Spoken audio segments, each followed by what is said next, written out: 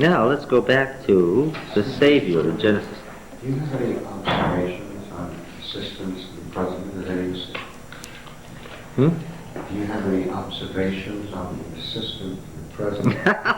No, you're not getting me into that. No, you're not. Movie?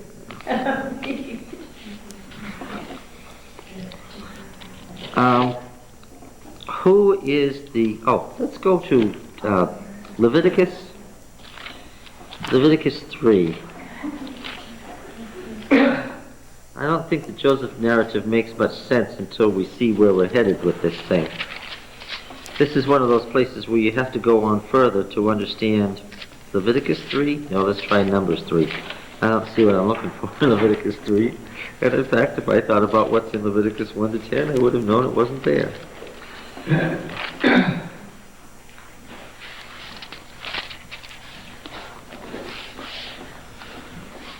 Well, we'll do Numbers 2.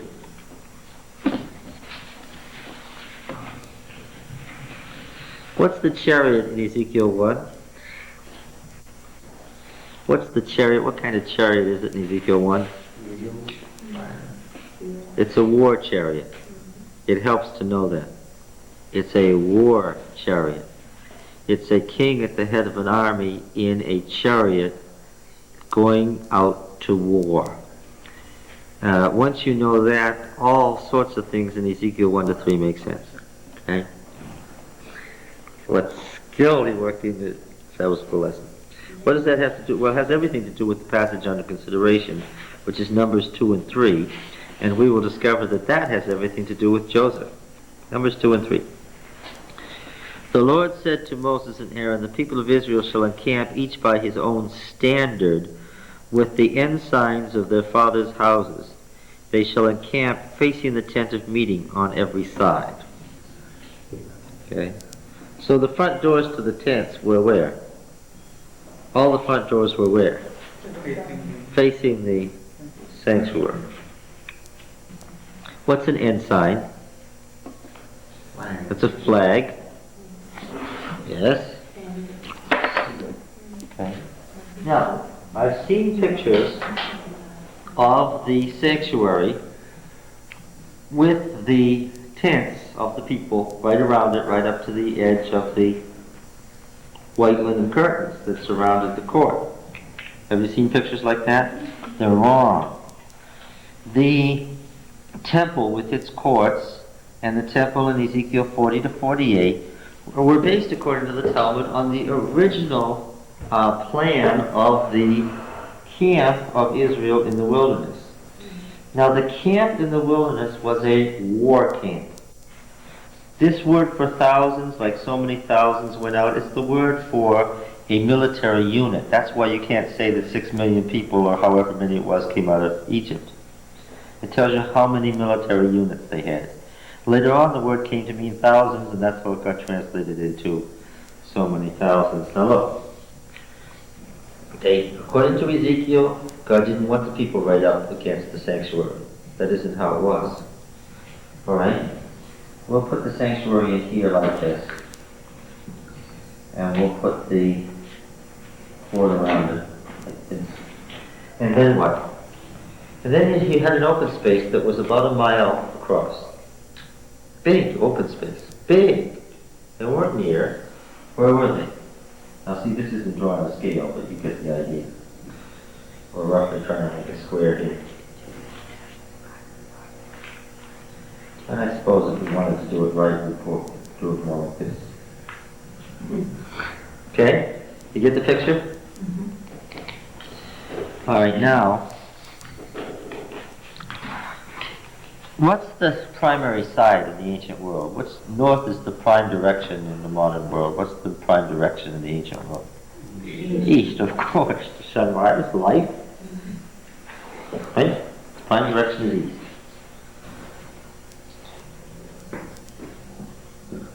I still made north the prime direction because we face north. This isn't right, but that's all right. Who's on the east? East side toward the sunrise shall be the standard of the camp of Judah by their companies, the leader of the people of Judah being Nahshon the son of Amminadab, his host being 74,600. Those to encamp next to him shall be the tribe of Issachar, the leader of the people of Issachar being Nethanel the son of Zuar, his host numbering 54,400, and the tribe of Zebulun. So, who do we have in the middle? Judah. And who's next? Issachar. Now, what shall I do next, north or south? Wait a minute. If you got east this way, Yeah. you got Judah, right? East, yes. Where should I put you? Should I put Judah? First of all, I'm going to say, okay.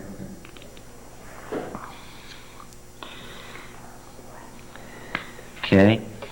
Next, I'm going to go to Issachar and Zebulun. Is everybody with me? Okay. Now, what's next? South Reuben. South Reuben.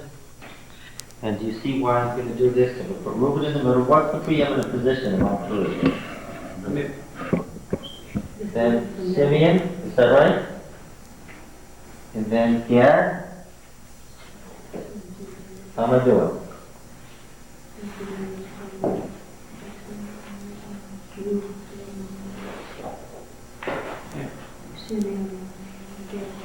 Alright. And ten a meeting in the middle. West, Ephraim, Manasseh, Benjamin.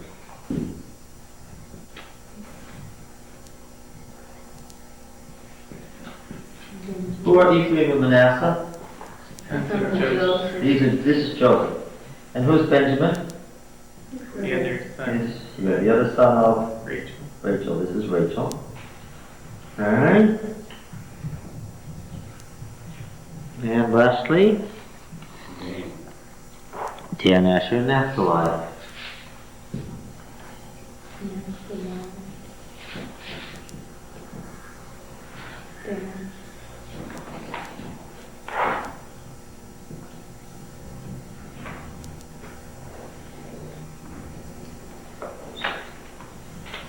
Alright? And of course, what stood between the people and God? Levi. The Levitical families. Gershon, Kohath, Merari, and the families of Moses and Aaron. Gershon, Kohath, Merari, and on the east, the preeminent side, the priestly families of Moses and Aaron. Would you say that was a fence? What? Would you say that inner part?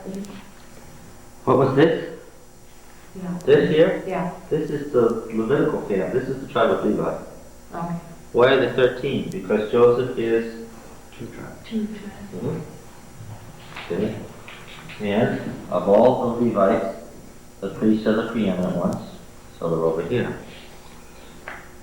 Judah's symbol is Lion. one. And what are the others? Well,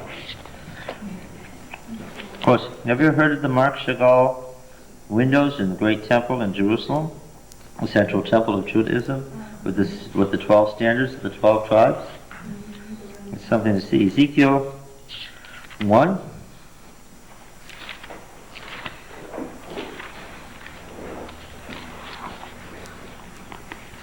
Let's see.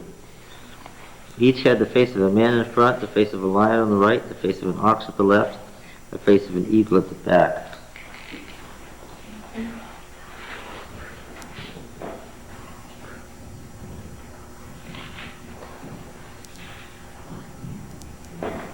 Sure enough, those are some of the designations of what was on the standards. So the four beasts are the four corner tribes, the cardinal tribes, which take preeminence over the other tribes on their side. So the war chariot is God surrounded by his heavenly host. Remember, this is the earthly host, which is an exact reflection of the heavenly host. Okay? Any question about this? Now, is that space there so that the people would have some place to gather around? Yes. of course, this is So that we worship. wouldn't be tripping over each other's tent poles and Well, whatever. you don't want to be in here and worship in your house. Okay. You go in here to worship on the Sabbath in the great national assemblies. And then two, if it's time to bring a sin offering and you've done something wrong, it's a shame. It's called open confession of sin, because what do you do? Yeah, So out here, the animals are kept outside. You get your animal and what? walk on the middle. If you've got this, what does everybody know? Yes, that's open confession of sin. This is the war camp of Israel. This is the earthly host, and then there was the heavenly host, of which those four beasts were symbols. You know, in Daniel 8, you get the host of heaven being trampled by the little horn down to the ground. It doesn't make any distinction between the heavenly and the earthly hosts. Because remember, the ancient mind did not make a distinction between the earthly plane and the heavenly plane. It didn't say that the earthly was a reflection of the heavenly. What did it say? They were the same thing. One endless continuum, okay? You probably said it, but I don't think I heard it. But so the Levitical priesthood would be go-between between the people And God. Yes. In fact, it even says that. I mean, they're showing it there.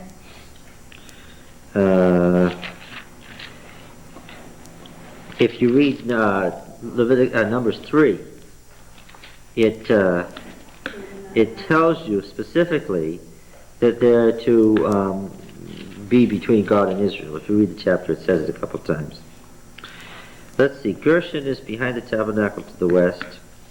Kohath is on the south side. Merari is on the north side. And the priests are on the east. Where is that, John? Numbers 3. And beginning at verse 21 and going through verse 39. Does this help? If you missed this, then Ezekiel 1 to 3 is kind of a mystery, huh? I must admit, I didn't look at the Sabbath school lesson itself. Did it mention this? I didn't look at it. That's too bad. It would have helped. I thought the whole treatment of this first lesson was sort of a waste of time. I wasn't very impressed with that. That's what I was hoping to Yeah.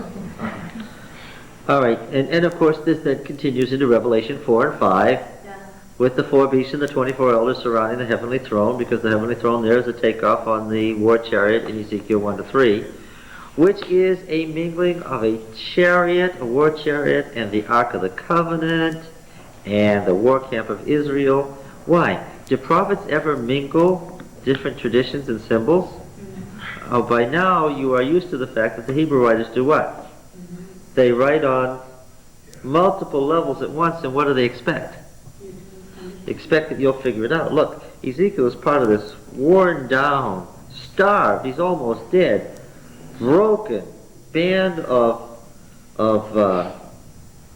refugees who've been dragged over there as prisoners of war, wondering what happened to God, where is God, and what does he see?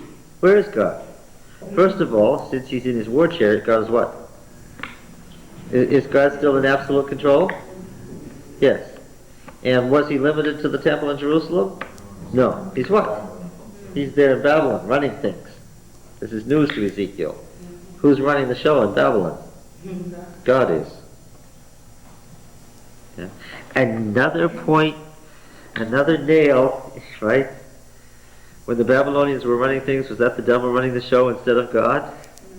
No, nobody runs the show instead of God. Everything that happens, what? Everything that happens, what? Is always God's sovereign will. You know, it's so interesting because as Adventists, we love to quote, all things work together for the good for those who love the Lord, and yet we don't understand that. And the story of Joseph is an excellent example. Was he in that prison for all those years enjoying himself? No. But was he there in opposition to God's will? No, God put him there. The hours tells you that. Was Israel in Egypt against God's will? Was the devil in control? No. No, you can't ever. You wouldn't, if you misunderstood this, I don't think anybody would make it through the time of trouble with any faith. Because you have to understand that when the time of trouble is going on, what's that? That's God making his final show of why sin can't be left in charge. Right? Because God's never really let sin have its way in the world, and he has to so that he can show what? Now let me show you what would really happen. Right? He's never quite done that before. But if he does that, whose will it be? It'll be God's will. To make a point that can't be made any other way. One thing that God is adamant about in the great controversy is people aren't going to end up believing he's right because he says so. What? Because by their own experience, they know so. Without any doubt. God doesn't have to insist that his law be obeyed at the end of the great controversy. What? There's nobody alive who doesn't want it obeyed. Yes. What? Oh. And I had the nut today in my hand and I forgot to bring it. That's awful. Boy, I knew I was doing something really wrong from the look on his face. Okay. Now, the reason I brought this up is because it spent so much time last week talking about how Judah developed and became a leading tribe, and that very strange story about his daughter-in-law, and he impregnated her, and then that's how Judah became a virile tribe, and she was righteous in the end, and so forth. And it's setting Judah off against what? Against Joseph, because he's telling you the story of how Israel came to be, how it came to be what it is today. That's the story he's telling. Okay? Joseph is the savior, but Judah is the leader, and that's the question is why and how. And remember, the Yahweh thinks the people's decisions, you have to watch out what you decide. Why? Decisions you make may stick with you how long? Forever. Okay, now let's go back to Genesis.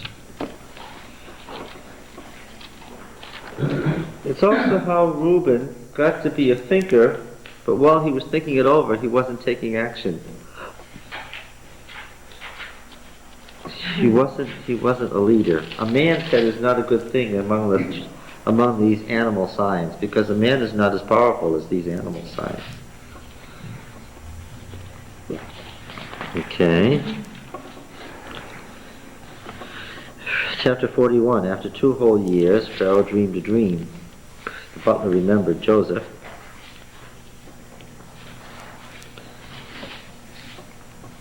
You know, when it says that Joseph shaved himself, no wonder the brothers didn't recognize him. First of all, he'd been a teenager when he went down, and then he was middle-aged when they saw him next. And when he went down, he was probably a typical Semite with lots of hair. And when they saw him next, what was he? He looked like Yul Brynner. And then they painted all this stuff on. Nobody would be recognizable, right? So he had the advantage of a mask while they were open to him. Now you understand that Joseph is the primary symbol of God using someone as Savior. It's not surprising that a lot of the images of Joseph become images of Christ in the New Testament, is it? Yes. Verse 25 is about where we are. Then Joseph said to Pharaoh, "The dream of Pharaoh is a single thing. God has revealed to Pharaoh what he is about to do." Now, why could the Pharaoh accept the idea of one God doing things? Because the Pharaoh was a Semite. This is the period of the Hyksos from about 1730 to 1580 when what's going on? When you have these Hyksos means foreign rulers, where you had this period in Lower Egypt, that is the Nile Delta, where the kingdom was run by Semitic kings who were not Egyptians for 200 years. Remember, this is the intermediate period now. In fact, this is the second intermediate period when Egypt was already very old. Right? I mentioned to you that the pyramids were 700 years old at the time Joseph went to Egypt. They were 700 years old. Nobody knew who built them or how. There were already all sorts of legends as to how they had come to be. Egypt was old. All right, now. All the pyramids have been built? Yeah. The age of pyramid building was the Old Kingdom. There's a lot of story about Jewish slaves hauling the stuff. That's just like the story about how Nero persecuted the Christians in the Colosseum. It has a major flaw. What is that? The Colosseum had been built in Nero's day. A bit of a problem. The Hebrews building the pyramids have the basic problem is the pyramids were very old. They were 1,000 years old by the time that Israel was ready to leave. Oh, that's Hollywood, yeah. Maybe they had to retain.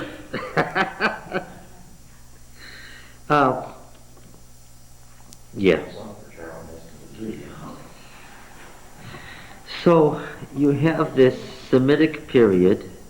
Oh, just as a byword, the building of the Great Pyramids near Cairo, the big ones, that bankrupted Egypt. That caused the end of the Old Kingdom. They totally went bankrupt. The first intermediate period of chaos was 200 years long as a result of building those pyramids. And the last one in particular. What? What were they for, those temples? They were funeral temples for the great pharaohs So they're of the 5th and 6th dynasties. Well, they were, but they're not there now. And the last one, the king kept changing his mind, and he kept changing the equations on what he wanted inside. The engineers kept having to redo it, and the thing almost wouldn't stick together because he kept moving the tomb up and down. Of course, he was God, and what can you do when God says to do this and then he says to do that? You just have to do what he says. It's basically a messy system when you get a human being with absolute authority. Now then, this is a much later period when we've got a Semitic pharaoh. The 7 lean and gaunt cows that came up after them are 7 years. Notice the sets of 7 years, right? We've had a number of sets of 7 already. Is that important? We haven't heard anything about the 10 Commandments yet, right? And the 7 empty years blighted by the east wind are also 7 years of famine. It is, as I told Pharaoh, God has shown to Pharaoh what he's about to do. There will come 7 years of great plenty throughout all the land of Egypt, but after them there will arise 7 years of famine, and all the plenty will be forgotten in the land of Egypt. The famine will consume the land, and the plenty be unknown in the land by reason of the famine which will follow, for it will be grievous. And the doubling of Pharaoh's dream means that the thing is fixed by God, and God will shortly bring it to pass, meaning they obviously thought that the gods' minds could be changed by propitiation, and this, working through their concepts, is no, you're not going to change this is the way it's going to be. Of course, the Yahwist is saying that the whole purpose of the 7 years of plenty and 7 years of famine, there's only one purpose, and what is that? God has arranged the whole world to go through this whole trouble, the whole world, so that what? So that Israel will come to Egypt. Right? He's saying that the whole world was put through this trouble just so God could bring Israel to Egypt. He was really building against them being a chosen people. Oh, yes. What the rest of the world do if they didn't have Egypt to get food? Well, but that's what he sent Joseph there for. For the whole world? Yes. That's where all the grain was produced, the major part of the grain anyway. The breadbasket of the Fertile Crescent was Egypt on the western Fertile Crescent. Now therefore let Pharaoh select a man discreet and wise. This is one of those typical Oriental indirections. What's he saying? He's saying, yes. Discreet and wise. And these words, discreet and wise, bring us to the wisdom tradition. And in the wisdom literature of the ancient East, there's a typical kind of tale called the story of the wise courtier. And these stories are as recognizable as any other literary type. The wise courtier goes through all sorts of misery and trouble, and then what happens? And this is the Joseph narrative is a typical one. Then what? Then he turns out to be the elevated top guy. The story of the wise courtier. You see this repeatedly in the book of Daniel, right? The narratives of the wise, they were so popular around courts. They were wisdom literature. If you wanted to know how to be a wise courtier, what would you do? You'd listen to these stories and you'd learn the lessons of wisdom, because the wisdom tradition was how a man acts wisely and appropriately in given situations. All right? So here we have a typical example. He's been unjustly put in prison, and all these bad things have happened to him, but what? But he's bound to end up, because that's the nature of the narrative, he's bound to end up on top. That's the nature of the wise courtier narrative. You can tell once you start off in Daniel what's going to happen. You know that he's not going to be just another official of the king. What's he going to end up? In each of the stories, he's going to end up to be the top official. That's the nature of the wise courtier stories. All right. Let Pharaoh proceed to appoint overseers over the land and take a fifth part of the produce. Not a seventh, you see, a fifth, so they have plenty left over. During the plenteous years, and let them gather all the food of these good years that are coming. Lay up grain under the authority of Pharaoh for food in the cities, and let them keep it. That food shall be reserved for the land against the 7 years of famine, which are to befall the land of Egypt, so that the land may not perish through the famine. This proposal seemed good to Pharaoh and to all his servants, and Pharaoh said to his servants, "Can we find such a man as this, in whom is the Spirit of God?" Spirit of El, okay, so he's got a Semitic concept. So Pharaoh said to Joseph, "Since God has shown you all this," using the divine name as in the Canaanite sense, "there is none so discreet and wise as you are. You shall be over my house, and all my people shall order themselves as you command. Only as regards the throne will I be greater than you."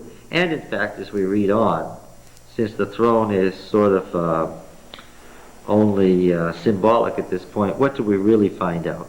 Even the Pharaoh, is the Pharaoh really in charge? No, what's he doing? He's sort of like everyone else, is being led along by Joseph doing what Joseph's telling him. This is the point. In the end, who's running the world? Joseph is. Yes. "Behold, I have set you over all the land of Egypt." Then Pharaoh took his signet ring from his hand and put it on Joseph's hand, and arrayed him in garments of fine linen, and put a gold chain about his neck. All authentic details. Absolutely the thing from this period. All symbols of the viziers' control over Egypt. They had the neatest way of communicating. The river flows north toward the sea, but the wind blows off the Mediterranean that way. So if you leave the sails down, the boat will go that way. If you put the sail up, it'll go that way. And so they could send out a proclamation and know that within 24 hours, that proclamation had reached the far ends of the kingdom. They had better communication, and it was much more delineated. That's what made Egypt Egypt. This is Egypt right here. You go 2 steps further, and what are you? You're in the desert. Okay. All right. He made him ride in his second chariot, and they cried before him, "Bow the knee." Thus he...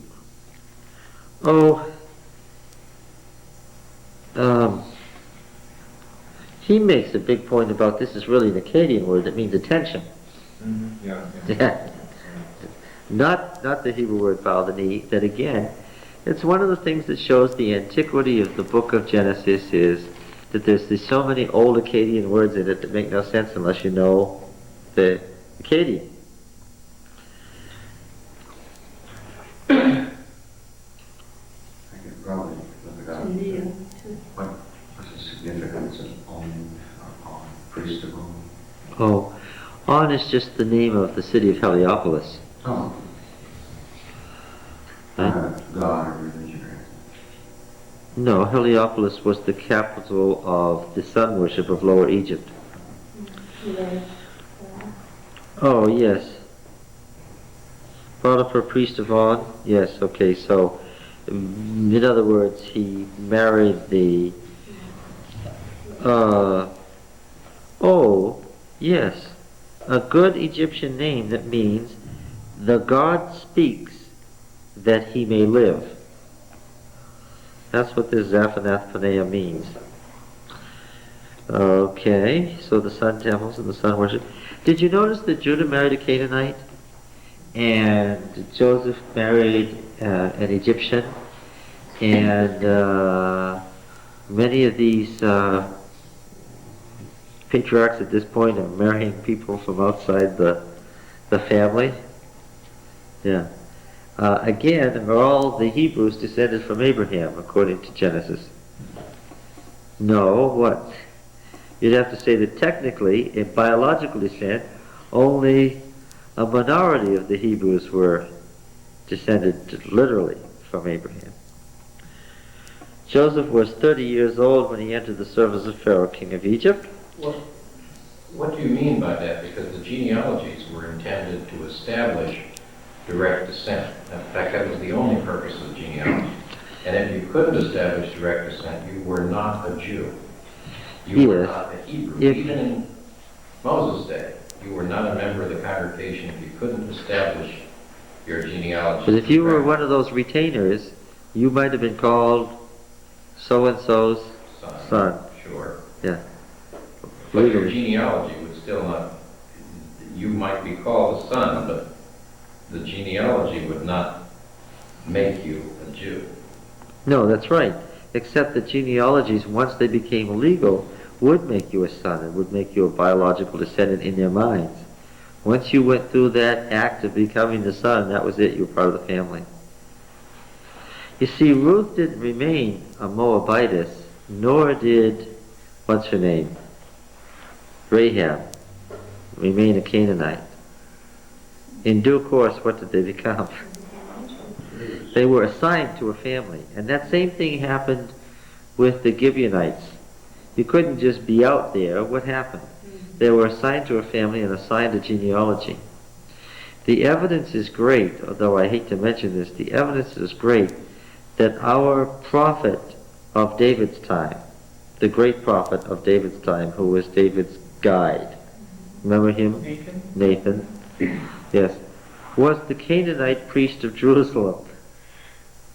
The Canaanite prophet of Jerusalem, who had converted to Judaism and was a prophet. But that technically speaking, he was originally from a Canaanite, or more directly Jebusite family, and later he is given, in Chronicles, a very clear Hebrew genealogy going back to Abraham. Is it Paul in the New Testament that has the same argument about who is a Jew, who becomes, is by faith you were brought into the household of God. Yes. They didn't have much use for adoption, but they did have this legal concept of intermarrying you into a family and making you a genealogical and biological member of the family in their minds.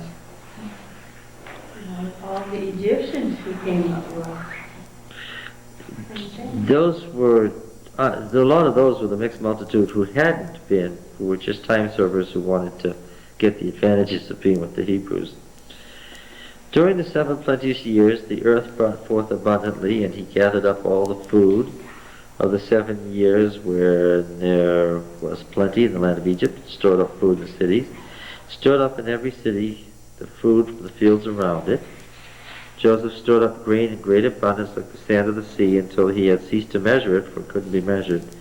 Before the year of famine came, Joseph had 2 sons, whom Asenath, the daughter of Potiphar, a priest of On, bore to him. Joseph called the name of the first Manasseh, making to forget, for he said, God has made me forget all the hardship and all my father's house. Boy, was that a lie. The name of the second he called Ephraim, for God has made me fruitful in the land of my affliction. 7 years of plenty that prevailed in the land of Egypt came to an end. The 7 years of famine began to come, as Joseph had said. There was famine in all lands, but in the land of Egypt there was bread. When all the land of Egypt was famished, the people cried to Pharaoh for bread, and Pharaoh said to the Egyptians, go to Joseph. What he says to you, do. Again, what? Is the Pharaoh running things? He's presented as a willing, but what? A willing, but inept man. Yes, so really, the plan has already been outlined for him, but what? He's not administering it. Well, when he acknowledged the fact that he put the one who is really wise over my kingdom, he really gave it over to Joseph. Yes, so all he had to do was sit back. So when the famine had spread over all the land, Joseph opened all the storehouses and sold to the Egyptians, for the famine was severe in the land of Egypt. That's what we all need, is a good Joseph to take care of us. For all the earth came to Egypt, to Joseph to buy grain, because the famine was severe over all the earth. When Jacob learned that there was grain in Egypt, he said to his sons, why do you look at one another? And he said, behold, I've heard that there's grain in Egypt. Go down and buy grain for us there, that we may live and not die. So 10 of Joseph's brothers went down to buy grain in Egypt. That's deliberate. 10, who do you think is missing? But Jacob did not send Benjamin, Joseph's brother, with his brothers, for he feared that harm might befall him. That's the sons of Israel. Notice the shift. Came to buy among the others who came, for the famine was in the land of Canaan. Now Joseph was governor of the land. He it was who sold to all the people of the land, and Joseph's brothers came and bowed themselves before him with their faces to the ground. And of course you recognize the theme. What is that? There's the fulfillment of the dream. Joseph saw his brothers and knew them, and treated them like strangers and spoke roughly to them. Where did he come from? Canaan, to buy food. Joseph knew his brothers, but they didn't know him. And Joseph remembered the dreams which he dreamed and said, "You're spies. You've come to see the weakness, the nakedness of the land." It says literally. You've come to see the nakedness of Egypt. They said, "No, my lord, but to buy food have your servants come. We're all the sons of a single man. We're honest men. Your servants are not spies." He said to them, "No, it is the nakedness of the land that you've come to see." And they said, "We, your servants, are 12 brothers, the sons of one man in the land of Canaan. Behold, the youngest is this day with our father, and one is no more." You understand that irony is one of the favorite writing methods in the East. Right? Joseph said, "It is as I said to you, you're spies. By this you shall be tested. By the life of Pharaoh you shall not go from this place unless your youngest brother comes here. Send one of you. Let him bring your brother while you remain in prison." In other words, he's saying, let's see if your story is true. Let's see if there is this other one. That your words may be tested whether there's truth in you, or else by the life of Pharaoh, surely you're spies. He put them all together in prison 3 days. On the 3rd day, Joseph said, "Do this and you'll live, for I fear God. If you're honest men, let one of your brothers remain confined in prison. Let the rest go and carry grain for the famine to your households. Bring your youngest brother to me, so that your words will be verified and you will not die." And they did so. Said to one another, "In truth, we're guilty concerning our brother, in that we saw the distress of his soul when he begged us and we wouldn't listen. Therefore, this distress has come upon us." Now, much time has passed here. Let's think about it now. How old was Joseph when he started in the service of Pharaoh? 30. And then there were 7 good years. That makes him 37. Yeah, and how old was he when he was taken away? 17, 17. How much time has passed? 30 years. 20. Oh, 20. Well, 44, 17. Well, sometime during the 7 years. Sometimes, it's not necessarily the end of the 7 years. Let us say it's halfway through, because it says the famine has become severe.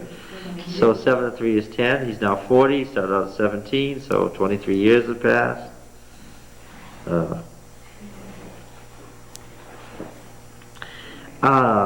This is amazing. That much time has passed, and what? Now the wild young men are what? They're all older than Joseph. So what is their age? They're old.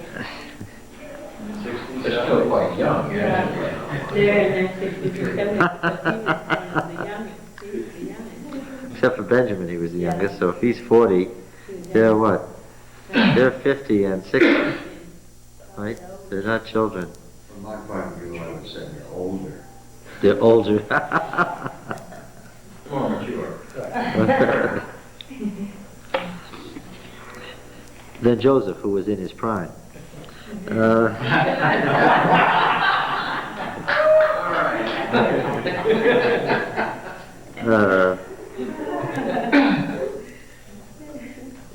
guilt had never left them.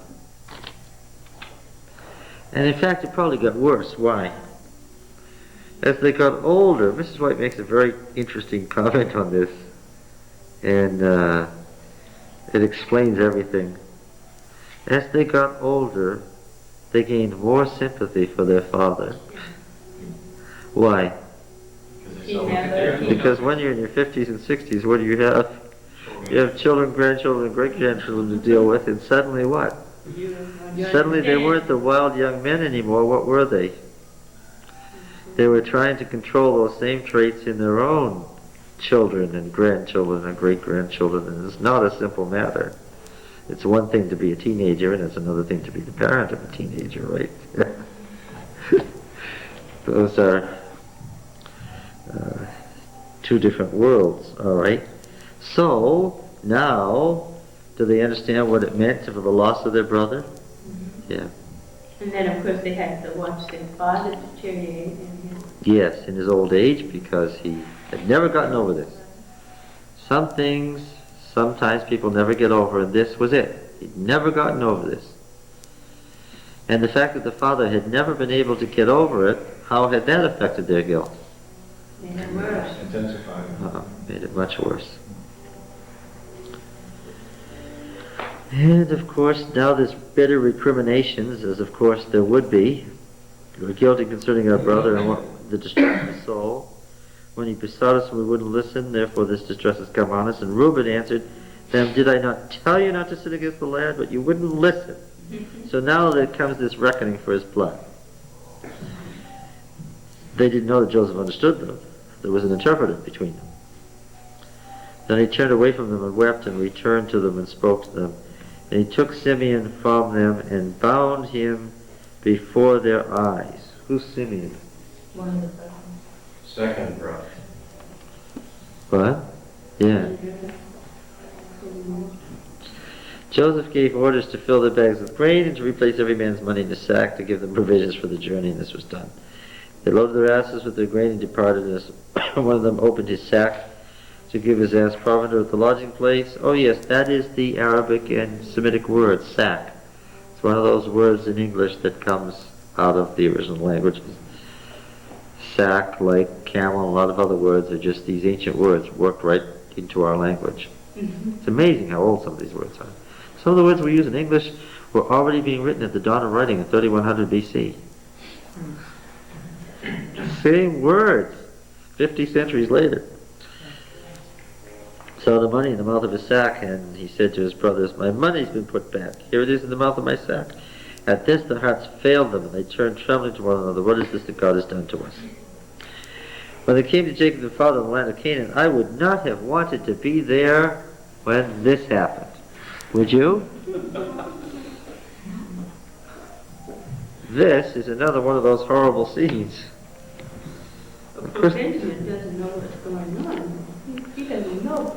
He probably doesn't really know what happened. Well, none of them knew what was going on. They can't figure out what's going on. The man, the lord of the land, spoke roughly to us and took us to be spies. He said, we're honest men, not spies. See, they're telling the whole story. What's the purpose of recounting the whole story? The Yahweh doesn't like to waste words. Why does he recount the whole story? He wants to give you the picture of them trying to explain word to their father how this mess could have happened. What are they trying to tell him? It's not anything we did, what? It just happened to us. We did this, and we did this, and we did this, and then this happened, right? They obviously don't want Jacob to think it's their fault that this thing has happened. They're thinking that it is. Oh, of course. You know the old phrase, the person protests too much? What does that mean? Yes, there's too much guilt there. There's too much protestation of innocence here. Because after all, they've never told Jacob what? But worse than that, But one of Benjamin, too. worse than that, he has held them responsible all those years, and they know he's right, even though they can't tell him. he doesn't know. They can't how tell him he's that right. he's right, but they have to feel that he is right, that what happened to Joseph was their fault. They don't dare tell him that it was much more directly their fault, that it wasn't just that they weren't taking care of him. But What a load to carry around for 20 years. I would say they're still acting pretty much like those young men though, or even younger. And still out. Even Yeah. though they're 60 and 50 and... But they're at great pains this time to tell the truth, the whole truth, and nothing but the truth, Yes. and hold nothing back, which is very different. That's true. And Jacob's reaction is not unexpected, is it? You've bereaved me of my children. These 10, oh, he's so blatant about it. He always was, right? He says he has 12 sons, and among these, what? 2 that he cared for and 10 that he put up with. He must have liked Benji though. Well, of course, why? Yeah, he kept The only child left of his favorite wife. Yes. This is Rachel's son. This is all he has is Rachel. Especially since Joseph is dead. Joseph is no more, and Simeon is no more, and now you would take Benjamin. All this has come on me. Then Reuben said to his father, slay my 2 sons if I don't bring him back with you. Put him in my hands, and I will bring him back to you. Why is Reuben so desperate this time to do something? Yes, because he's spent his life realizing that he made a mistake that he couldn't get out of. Is there something more here, though, too? He's the birthright son. He's supposed to be responsible for the whole thing from top to bottom. And if something should happen, Simeon is his, takes his place, is his heir to the birthright, so that if something happens to Simeon, there are those who would say, well, Reuben's just making sure that Yes. there's no Is there a general rule that Jacob would have done better without 4 wives?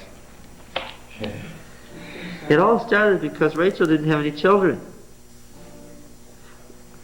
I thought it started because he married Leah in the first place. Well, they started because he hated Leah Yeah. That's how it's going to be.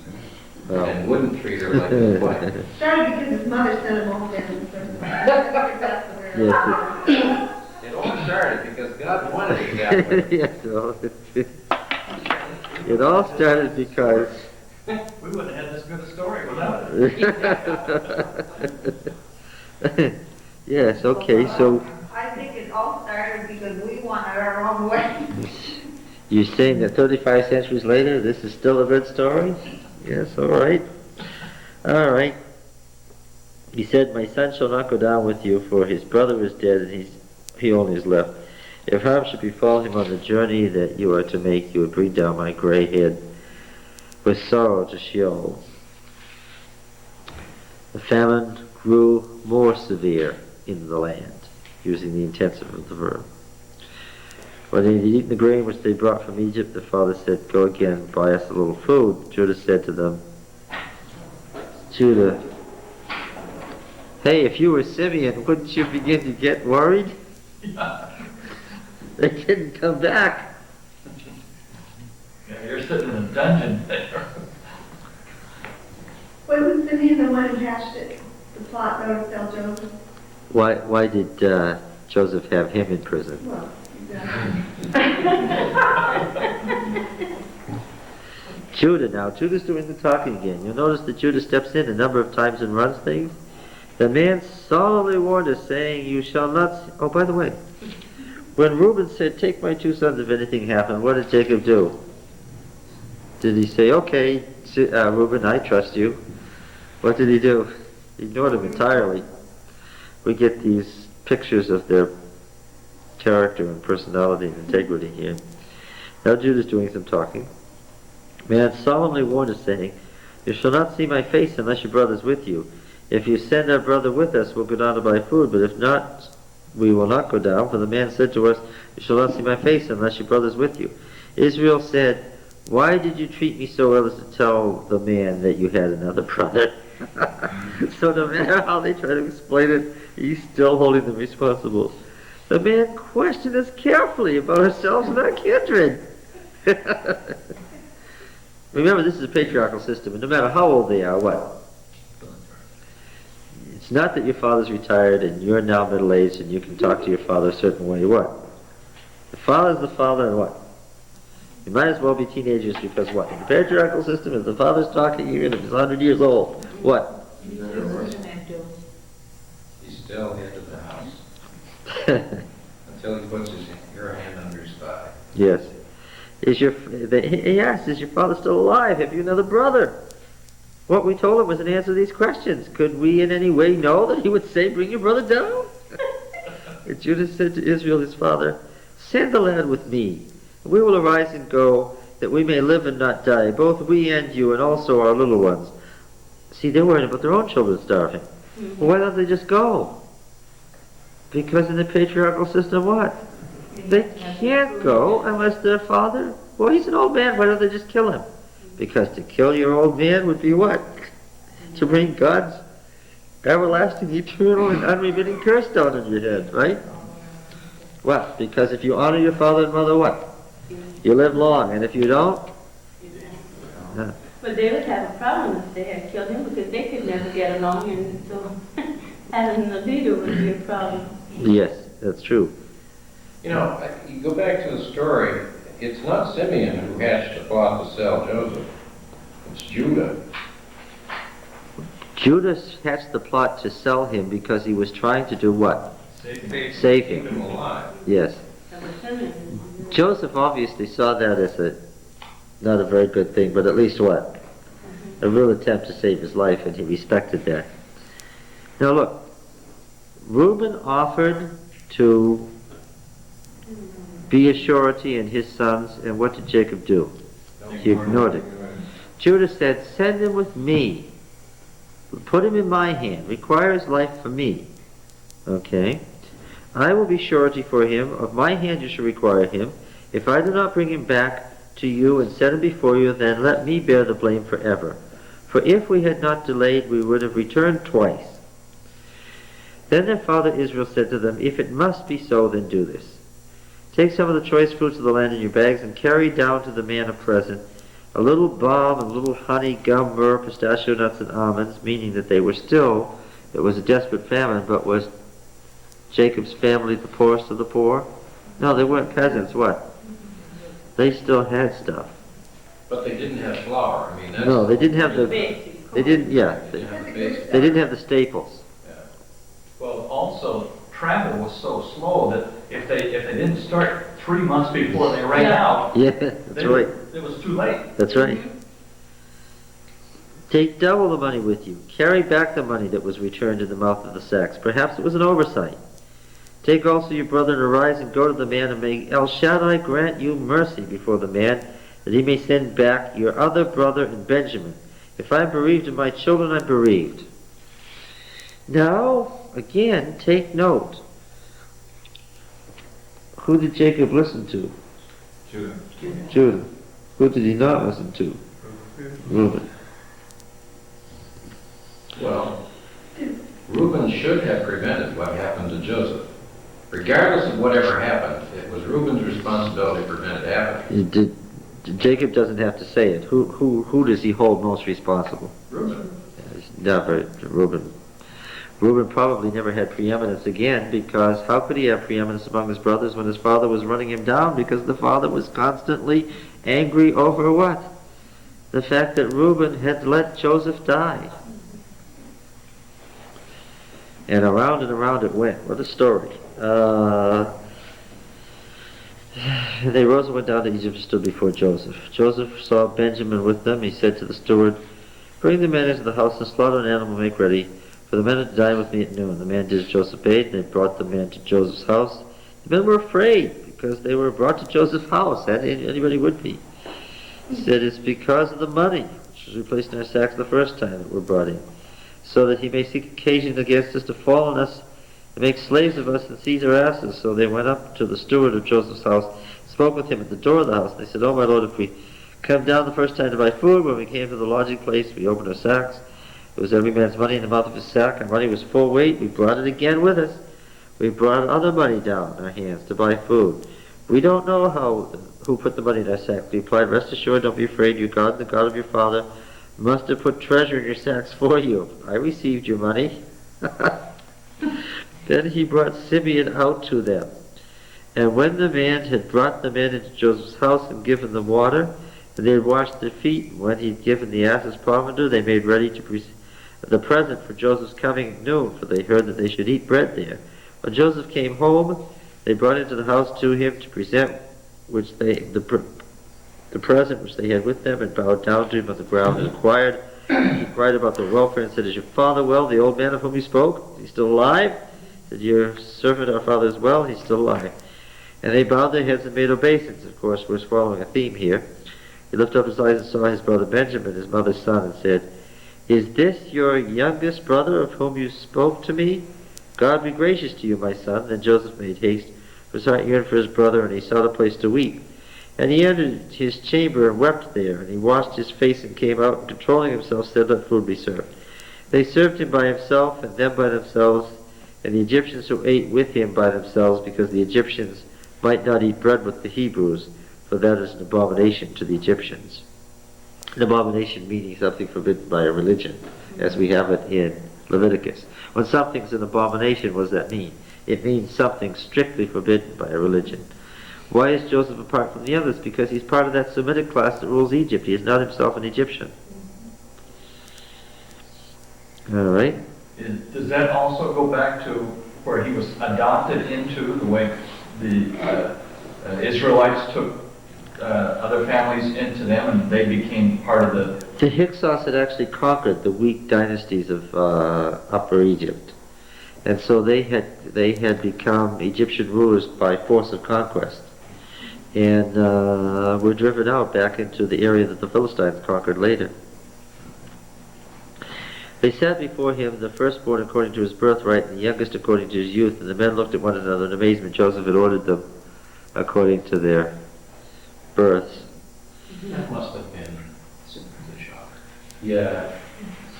That one must have been a tough one as well. Portions were taken from Joseph's table. Benjamin's portion was 5 times as much as any of theirs. Oh, I get this. Why 5 times as much? He's got a second portion for each one of the 4 elements of the family, making him the firstborn all the way around. Oh, Joseph is really laying it on here, isn't he? Yes, he is really. This is turning the screw and twisting the knife all at once, isn't it? Yes, too. How will they react? Oh, Will they yes. Yet reveal themselves to be what they were. Yeah, he wants to see how they're going to really be. changed. Yeah, especially wants to see how they react to the fact that he gives preeminence to his brother Benjamin, when they were so angry at the preeminence that his father gave to him. Right? Then he commanded the steward of his house, fill the men's sacks with food, as much as they can carry, and put each man's money in the mouth of his sack, and put my cup, the silver cup, in the mouth of the sack of the youngest with his money for the grain. He just really, and he did as Joseph told him. As soon as the morning was light, the men were sent away in their asses. When they had gone but a short distance from the city, Joseph said to the steward, up, follow after the men, when you overtake them, say to them, why have you turned evil for good? Why have you stolen my silver cup? Is it not from this that my Lord drinks, and by this that he divines? You've done wrong in so doing. When he overtook him, he spoke these words, and said to him, why does my Lord speak such words as these? Far be it from your servants that they should do such a thing. Behold, the money which we found in the mouth of our sacks we brought back to you from the land of Canaan. How then should we steal silver or gold from your Lord's house? With whomever of your servants it be found, let him die, and we also will be my Lord's slaves. He said, let it be as you say. Wrong thing to say. He with whom it is found shall be my slave, and the rest of you shall be blameless. Every man quickly lowered his sack to the ground. Every man opened his sack. As they searched, beginning from the eldest and ending with the youngest, the cup was found in Benjamin's sack. Then they rent their clothes, and every man loaded his ass and returned to the city. When Judah and his brothers, did you catch it? Judah and his brothers came to Joseph's house. He was still there. They fell before him on the ground. See, this isn't a dream that gets fulfilled once. What? This gets fulfilled over and over again, yes. What deed is this that you've done? Do you not know that such a man as I can indeed divine? And of course it appears that way by what he's known about them and done so far. What shall we say to my Lord? What shall we speak? Or how can we clear ourselves? God has found out the guilt of your servants. Behold, we are my Lord's slaves, both we and he also in whose hand the cup was found. But he said, far be it from me that I should do so. Only the man in whose hand the cup was found shall be my slave. But as for you, go in peace to your father. In other words, what does he want? He wants Benjamin to stay and what? And all of them, he say, no, you don't need to be slaves. You go back to your father. What? Yes. Now Judah is speaking. Of course he has to speak. He spoke to his father and said, I'm going to take care of him. Now what? Judah went up to him and said, "Oh, my lord, let your servant, I pray you, speak a word in my lord's ears, and let not your anger burn against your servant, for you are like Pharaoh himself." My lord asked his servant, saying, "Have you a father or brother?" And we said to my lord, "We have a father, an old man, and a younger brother, the child of his old age, and his brother is dead. He alone is left of his mother's children, and his father loves him." Then you said to your servants, "Bring him down to me, that I may set eyes on him." We said to my lord, "The lad cannot leave his father, for if he should leave his father would die." Then you said to your servants, "Unless your youngest brother comes down to you, you shall not see my face again."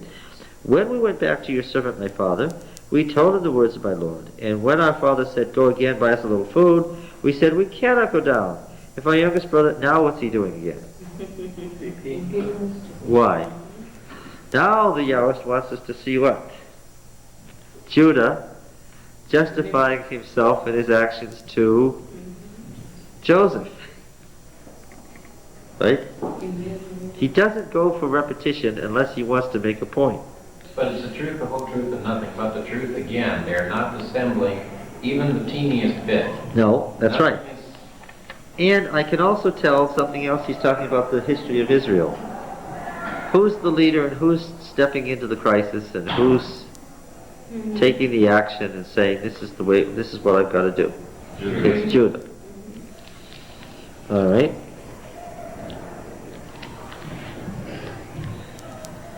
All right, 27. Then your servant's father, my father said to us, "You know that my wife brought me 2 sons, one left to me," and I said, "Surely he has been torn to pieces, I have never seen him since.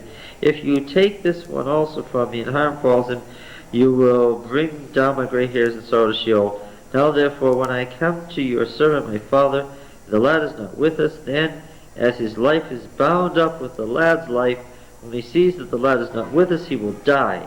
And your servants will bring down the gray hairs of your servant our father with sorrow to Sheol.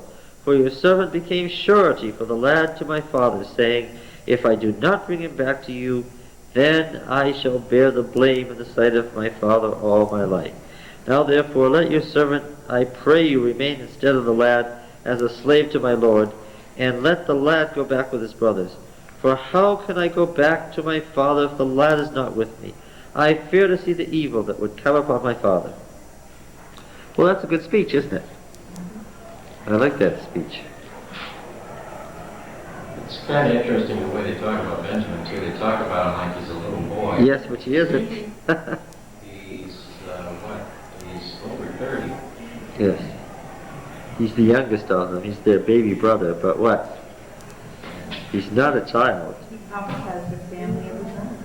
Oh, he's not only got children, what does he have? He has grandchildren. He's in his 30s. He's got grandchildren. This is not a... And I can sense when I go to visit my brother, they still believe that kid brother who hasn't grown up and has to think like it. Oh, yes, that pattern is formed. There's no question about it. Now, was there ever going to be any rivalry between Judah and Joseph? Ephraim and Manasseh were the center tribes of what? Of the northern kingdom, and Judah of the southern kingdom. Northern kingdom was called Ephraim. Was called Ephraim in a lot of places, that's right. Joseph could not control himself before all those who stood by him, and he cried, "Make everyone go out from me." No one stayed with him when Joseph made himself known to his brothers, and he wept aloud so that the Egyptians heard it, and the household of Pharaoh heard it. And Joseph said to his brothers, "I am Joseph. Is my father still alive?" But his brothers could not answer him, for they were dismayed at his presence. Now this should have been good news, but what? It's not good news. Not good news. This is worse than this is worse than Esau coming with 400 men. This is the man who's got all the power in the world, and oh, they must have felt just about as bad as a human being can feel at that moment. What translation is dismayed? My mind is terrified. Yeah, this is the RSV. Mine says dumbfounded. Probably all of the above. Yes, right. Well, first of all, it would take a while to comprehend it. The incomprehensibility of it would catch you for a long time before you could even get used to the idea. But they must have understood, I mean, the brighter ones must have caught what had been going on That explained why he knew how to put them in order. Yes. The thing about about Benjamin and everything, and surely they must have said, uh-oh, now what? Dismayed, I think, is Come near to me, I pray you. heard all their confessions now. And they came near. He said, I am your brother Joseph, whom you sold into Egypt. Well, this is the second time he said who he was. And now do not be distressed or angry with yourselves, because you sold me here. For God sent me before you to preserve life. And there's the key phrase. You understand that as the theme. And now we find out how long it's been, too, because it's only been 2 years of famine. Okay, so that's 9 years. So he's 39. Okay. The famine has been in these land these 2 years, and there are yet 5 years in which there will be neither plowing nor harvest, which they didn't know. This is news to them. And God sent me before you to preserve for you a remnant on earth, to keep alive for you many survivors. So it was not you who sent me here, but God. There's the clearest statement. Remember, the Yahwist does not like to explain theology. Where do you find his theology? In his stories. You've got to pick up on what the actors say. Was Herod doing God's will when he had Christ crucified? Was Pilate doing God's will when he had Christ crucified? Was Caiaphas doing God's will when he had Christ crucified? What does Mrs. White say? Yes, they were all standing in their lot and place, fulfilling the part in God's will that God had willed for them. Over and over, it says in the Gospels, but for the time was not yet. Yeah. But in the fullness of time. I mean, Yeah. it was definitely, you know, even from the New Testament, that there was a plan, and it wasn't until the bell rang that things would be allowed to happen. Yes. I mean, he stayed out of Jerusalem for the better part of a year deliberately because So he wouldn't be killed too soon. That's Yes. right. And then when he was killed, he walked right into it himself. He went into it. No one made him do it. And each person who was in control, and we're going to see this when we see the Pharaoh of the Exodus, Tutmosis III. There were lots of weak pharaohs and there were lots of strong pharaohs, but God took the mightiest empire builder human history had ever seen, the greatest military genius that human history had ever seen up to that time, and made him the Pharaoh of the Exodus. Why not pick on some weakling like Amenhotep II, who would have said, go away, leave me alone. Oh, no, no. Because there's that controversy. God wanted a defiant one. You got to understand God's absolute control of events. Yeah. You get that in the Old Testament. It gradually comes around. This Western idea of God allowing things gradually falls away if you get immersed in the Old Testament enough. Right? You have a quizzical look on your face. Okay. So it was not you who sent me here, but God. This is theology, plain and simple, straightforward. And he has made me a father to Pharaoh, and lord of all his house, and ruler over all the land of Egypt. Joseph doesn't have any misconceptions about his control. What? He doesn't think he's the assistant to the Pharaoh. What does he think? His father. He thinks he's the father to the Pharaoh. He tells him what to do. This is an old concept too. I mean, the monarch appointing an absolute dictator. I mean, that was not new with the pharaohs, and it would continue right into the 19th century in Japan with the shogun. That's right. That's right. And the monarch was somewhat removed because he was divine, and all the nastiness was really carried out by the premier, whoever that happened to be. And that was often the case in Egypt. We could say even into the 1940s, because this is what happened in Italy. Yeah. Until the king said, well, that's enough of him, and that was it. Yeah. Gone, just like that. Yeah.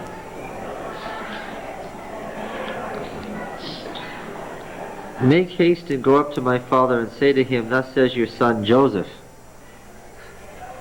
That's enough to kill Jacob right there. You wonder where his son's up to now. God has made me Lord of all Egypt. Come down to me and do not tarry.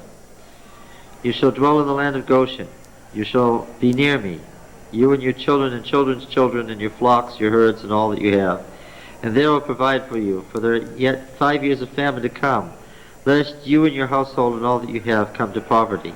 They haven't gotten there yet. And now your eyes see, and the eyes of my brother Benjamin see, that it is my mouth that speaks to you. You must tell my father of all my splendor in Egypt, and of all that you have seen. Make haste and bring my father down here.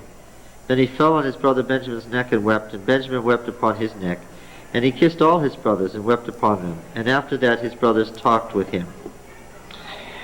When the report was heard in Pharaoh's house, Joseph's brothers have come, it pleased Pharaoh and his servants well.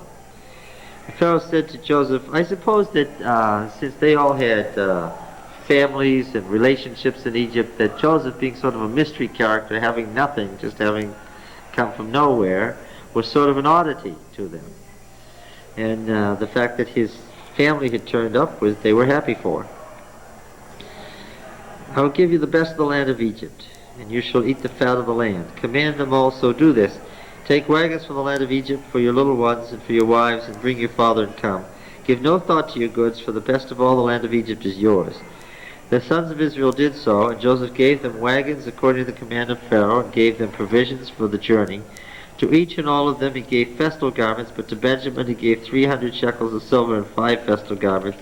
To his father he sent as follows: 10 asses loaded with the good things of Egypt, 10 she-asses loaded with grain, bread, and provisions for his father on the journey. He said to his brothers as they departed, he said to them, do not quarrel on the way. That's even more humiliating than all the other things. A little bit of a shock. Yes, really. From the reaction of Pharaoh, it sounds like Joseph didn't tell Pharaoh exactly how he ended up in Egypt. Otherwise, Pharaoh might have said, well, why don't you kill these guys and do away with them, or something like that. No, I don't think Joseph had talked about his background. Joseph named his children. You remember that? What did he name his oldest son? Something about his... It's chapter 41 and verse 51, and it was a lie. Because he couldn't forget it. Manasseh, what is it? Yeah. Making to forget. God has made me forget all my hardship and all my father's house. Was that true? That was a lie.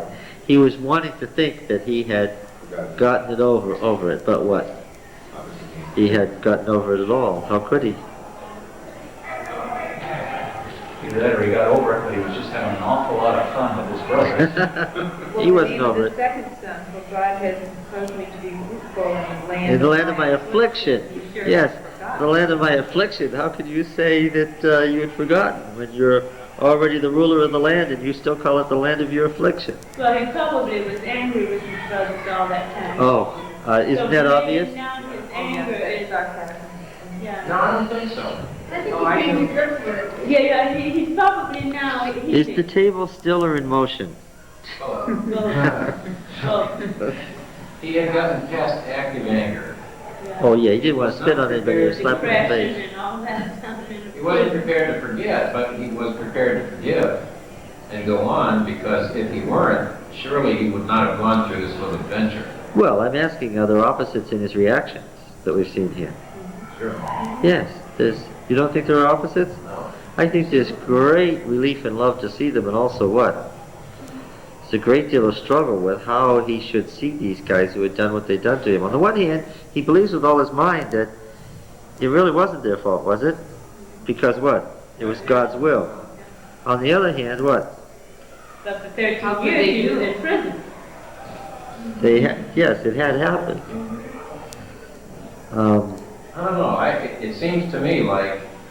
You don't see mixed emotions? No, I don't see that. What I see is a guy who has so cleaned up his act that he is able, without prejudice, to test his brothers fairly. Oh yes, he was fair about it. I agree with you. I don't see any hint of anger or malice here at all in this story. No, but when he was naming his children, you know, it's what I mean, he told them right up front, I am a judge. Well, do you think he was joking when he said, don't fight on the way home? He played a pretty bad trick on him, Jack. Yeah. Did that put them through real emotional turmoil? He put them through a real ring. Simeon was in Egypt. His father was desperate about Benjamin going down to Egypt. He could have just said, "Oh, hello, folks, I'm Joseph. How good it is to see you." Yeah, but have his brothers grown as he has in 20-odd years? Yes, okay. I understand that what you're saying is that he had to test them. He had to find out who they were now. Because if they couldn't be trusted, he needed to know it. But on the other hand, the way he named his children and the way he made comments on this, I don't think he had all one feeling about what had happened. And by the way, since he really believes that this was all God's doing and his brothers merely cooperated, don't we sometimes have mixed emotions about what God is doing? I'm glad to know that he's going to be running the time of trouble. That's good news to me. But on the other hand, the time of trouble is what? It's the time of trouble. It's not just because God's running it doesn't mean I feel all good about that God's doing this. That's right. Don't you feel that you could feel on the one hand great love and respect for God for what he's doing, and on the other hand say, but I wish he could have found some other way to do it? Yeah, I don't understand this. What's going on? And the reason I say that, though, is if you look in 45, when he uncovers himself, he immediately reassures his brothers. He doesn't give them any opportunity to become uncomfortable, except with their immediate reaction, but he follows he says, "I am Joseph," and asks about his father, and then immediately goes on to make them to tell them how he feels. I mean, there's no hesitation. I would expect to see something here. Like, This is the first time that he realized these men were his brothers. He's had quite a big time to be but they don't know it. But he does. And he has to know that when he tells them who he is, that they will be absolutely petrified. Yes. And they deserve it. And they were dismayed. But he doesn't let them stay that way. No. Yes. Well, Not even a little bit. he is a savior image, right? He's a primary savior image in the Bible. He becomes the standard savior image. Remember, what did I tell you? Who is the patriarch in Genesis? Joseph. Now, nobody said Abraham this time. The patriarch. Right? When you really think about it, compare Abraham to this is much more Joseph's. Joseph is a savior image. Okay? And even so, all right, we have much of this in the Gospel of Matthew on which the other synoptics are based, right? So really, this becomes the primary, original example of the Savior, suffering for his people. And but this is even more than his people now. It's out of the whole world. Yes. Oh yes, he's the Savior image of the world. This is the fulfillment of the promise that all nations will be blessed in you. Genesis is from the creation of the world to what? The creation of Israel as a nation. That's what the book is. Right? Are you going to talk in more detail about Matthew as compared with Joseph? The structure of the Joseph narrative in Matthew? Yeah. And of course, there's the naming. Well, I could if we get to Matthew. Bad chance, John.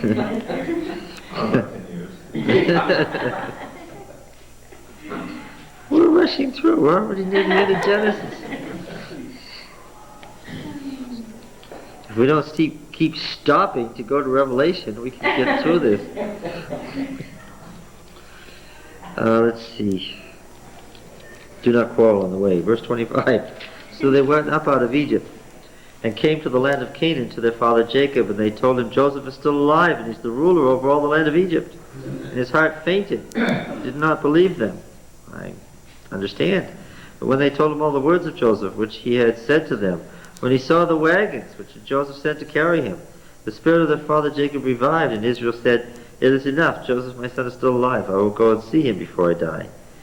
So Israel took his journey with all that he had and came to Beersheba. That's the southern, we know this city, the wells and so forth.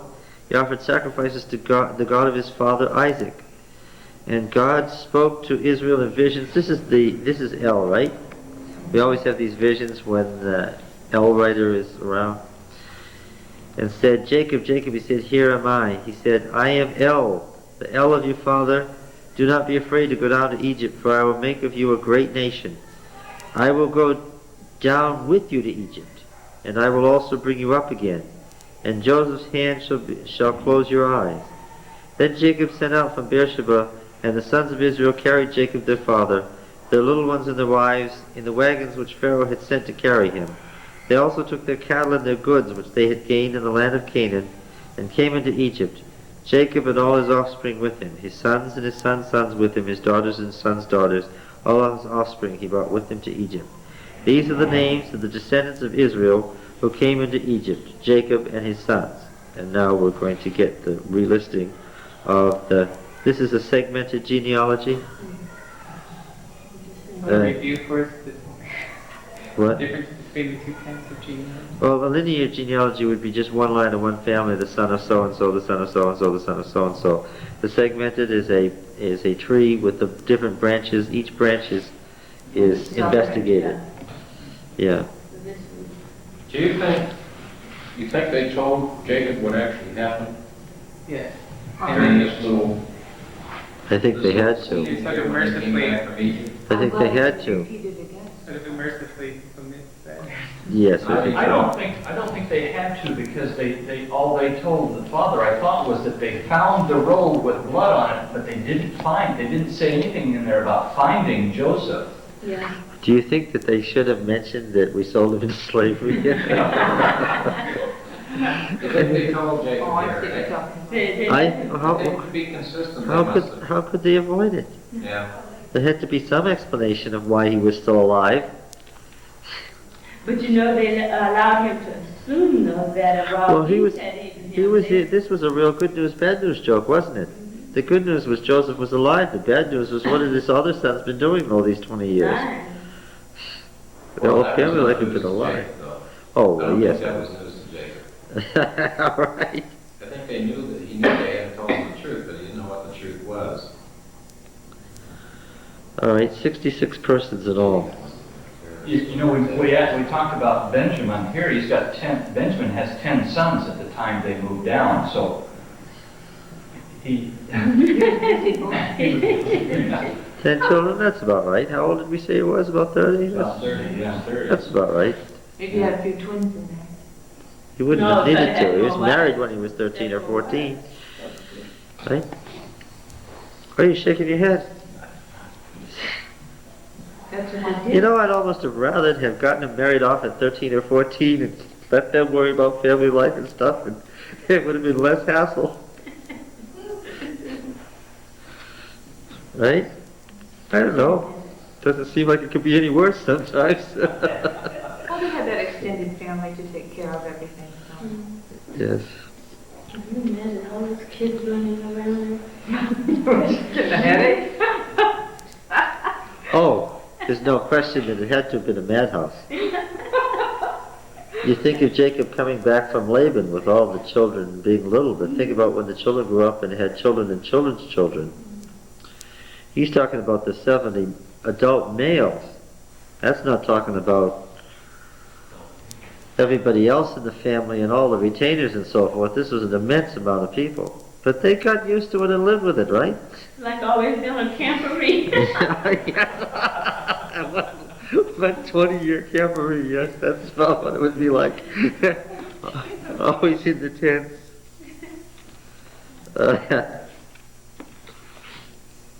You think that that would have been well developed to either drive you mad or develop patience in you? You get used to pulling up the stake and moving all the time like the Ringling Brothers. Oh, this isn't the worst of it. Can you mention the Exodus? No, I don't think that the worst part was to Joseph. I think the worst thing that happened to anybody was to Moses. Yeah. He got away from it all, and he was a wilderness person. He liked being alone. He had his own small family out in the wilderness. He'd been there for 40 years. He liked his way of life, and he was minding his own business. And what did God say? Guess what? You're going back to Egypt, the one place he most didn't want to be, right? And I have a few millions from your favorite people waiting for you.